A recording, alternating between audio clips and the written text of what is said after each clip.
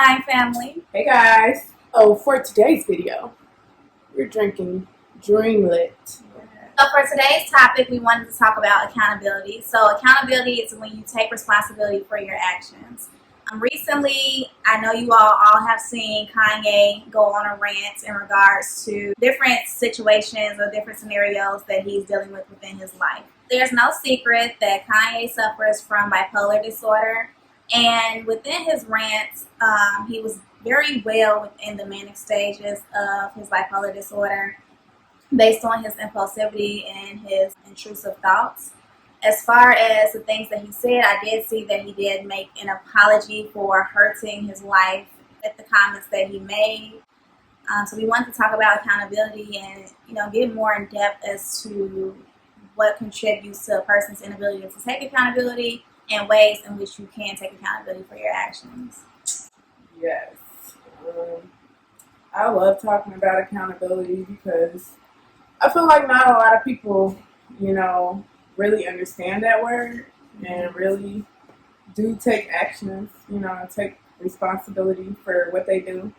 But I think it's really important to explore accountability within intimate relationships, especially because sometimes fights happen and everybody they don't want to be the blame for it. They want to blame it on the other person. It's not their fault.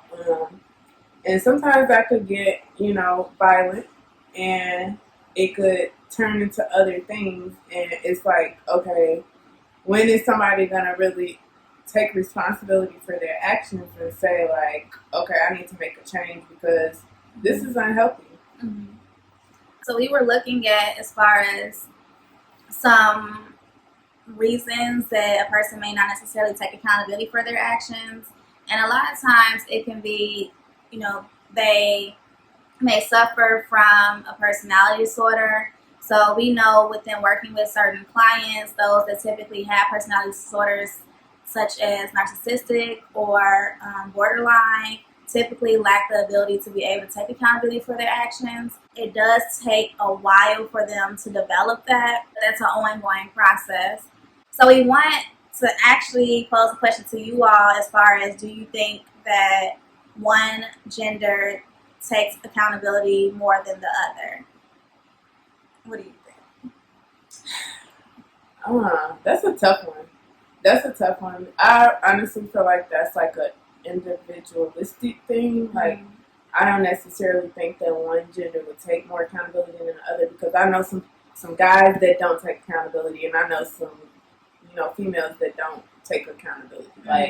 So I don't know. I really think it depends on the person, and like you said, it might be a part of the personality. Are you a type of person that takes accountability, or are you, somebody that would rather put the blame on somebody else? And I think that's something important to really do some self-reflection on and see is it always your fault, or is it always another person's fault? I think you really need to be honest with yourself and be like, look, that might have been on me this time. And it's okay. It's okay to take accountability and recognize when you are wrong. That's how you grow. That's how you change. That's how, you evolve. Making mistakes, and I'm learning from them, and I'm not afraid to make a mistake. I embrace mistakes. They make you who you are. I've never been afraid to fall. And I say all these things, but now I'm getting tested.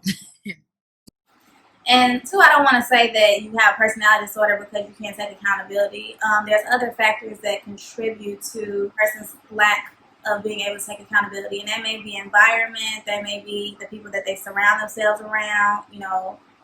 Either if it's consistently people just wanting to be in your life and telling you you're right all the time, opposed to telling you about yourself. So it's important that you have a close-knit circle around you that hold you accountable for things and say, look, although, I'm your friend, I want to let you know that this was wrong, and I'm going to tell you why. Opposed to having people that's it is what it is. Because you're not going to learn from that. You're not going to grow from that. And it's ultimately going to keep you stagnant. Yeah, no, I feel like I do a very good job within my friendships of holding my friends accountable. I also hold myself accountable too, though. I try to, lead by example, but I'm not about to just let you out here doing the most. Mm-hmm. Like, I'm going to let you know, like, that was a little extra. Mm-hmm. I understand why you did what you did, but how about you do it this way next time? You think about a different route to go, because sometimes you don't got to do all of that. And a lot of times, too, I think, like, we are human, so we act off emotion a lot of the times. And it takes a while to actually develop what's considered a wise mind. So I'm not sure if I talked about it within, like, previous segments of a DBT mindfulness technique. And it's considered, you got the wise mind, which is the middle. You got the emotional mind. You got the rational mind. The idea is that you want to develop the wise mind so that you make rational decisions, but also take and play what your emotional state is. So like Mel said, reflecting on, is it always you, or is it just isolated scenarios that occur? So within being able to do that, you can get to the state of a wise mind. So again, that's a DBT technique where you look at what your emotion is, you look at the logic behind the occasion or situation, and then putting those two together to get to that wise mind and make a more logical decision. Yeah, something important that you said is sometimes we do tend to like act off of our emotions, and we don't always think about like the outcome of the scenario at that moment.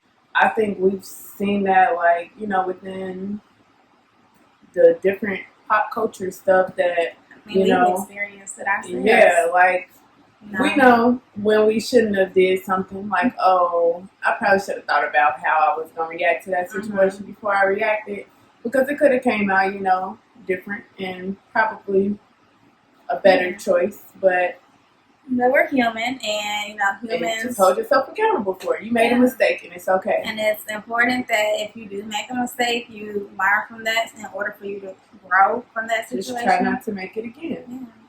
Yeah. And you know what? It's okay if you make it again. Just hold yourself accountable and be like, look, I'm tripping.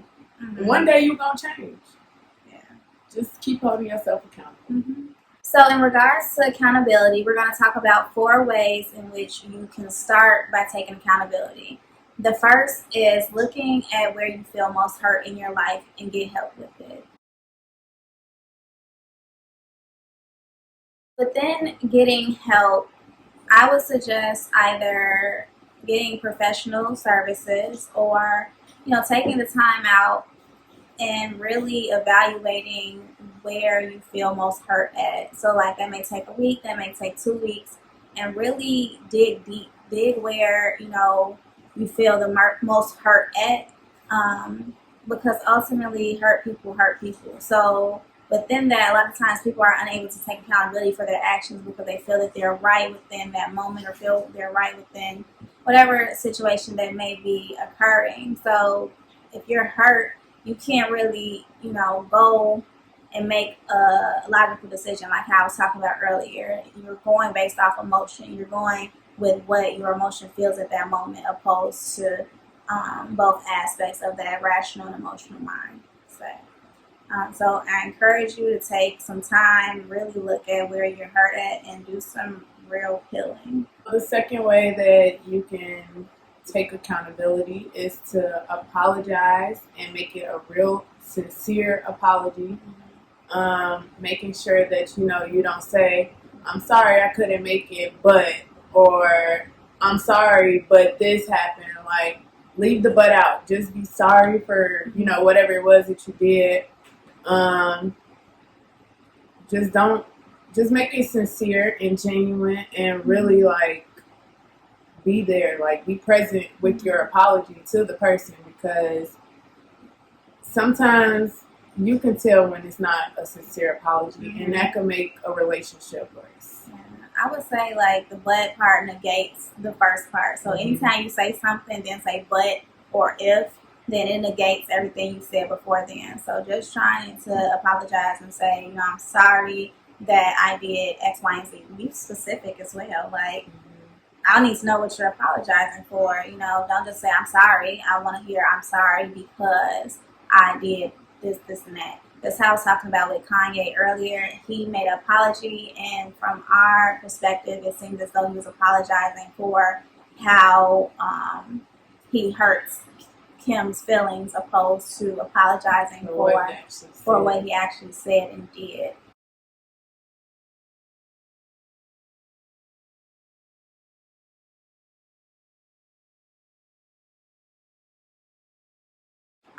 That too can be something that's triggering to most people. So the third way to take accountability is stopping in your tracks and really thinking about how you're contributing to the problem. So when you're facing certain challenges, think about how are you reacting, what are your thoughts, what are your emotions, what are you doing, what are you saying, what are you thinking? Because a lot of times the way in which you may be perceived can also have an effect on a person's ability to take accountability. In addition to that, thinking about, if you are unhappy in a situation, what choices do you have? So either you can change the situation or you can change your thoughts and your feelings toward that situation. I think it is important to really do some thinking before you make any rash decisions, because you can't always just make decisions based off your emotions. You actually should put some, logical thought into it and making sure that it is the right decision that you're making and that you're not doing something just because that's what you feel like you should be doing, but making sure it's really the right decision. Yeah. So the last way to take some accountability is to recognize your own toxic behaviors. I think this is probably very important because as human beings, we don't always like to look at our negative aspects, and I feel like that's the epitome of taking accountability, is recognizing those, negative traits and your toxic behaviors, and you can be like, look, this is something that I should work on changing. So I think once you know what it is that you need to change, you can actually start actively working towards changing it. I know from even personal experience, there were times where I was not taking accountability for some things. And as I've grown and, done some reflecting, I'm like, I had to check myself because that wasn't right. And I know I got some negative traits that I need to work on. But I think the fact that I know that and that I can say that and that I am working on it, that's showing accountability. I mean, just going along with that, like how we talked about earlier, having friends around you. Because a lot of times you may not necessarily be able to see it, but if your friends are able to call you on your bullshit, listen. Don't get offended. They're your friends for your reason. They're looking out for your best interest and trying to tell you about what it is that you may need to work on and doing. I was gonna say, I think even as a friend, it's you should want to hold your friends accountable, and in turn, you should want your friends to hold you accountable. But yeah, you should want that to happen because that's how you guys, get stronger. And because I'm sure there's been some conversations I didn't want to have with Jasmine that I'm like, Jasmine, look.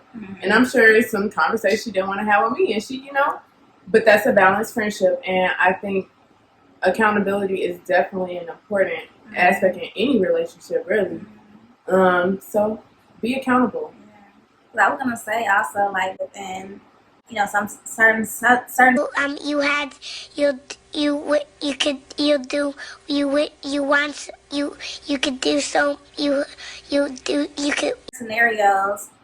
friends can tell you the real, not only within accountability, but sometimes you may have situations where a person may try to gaslight you. I don't know if you all are familiar with the term gaslighting, but it's pretty much when you're telling someone about how you feel and they're trying to, put it back on you, so deflect it back on you.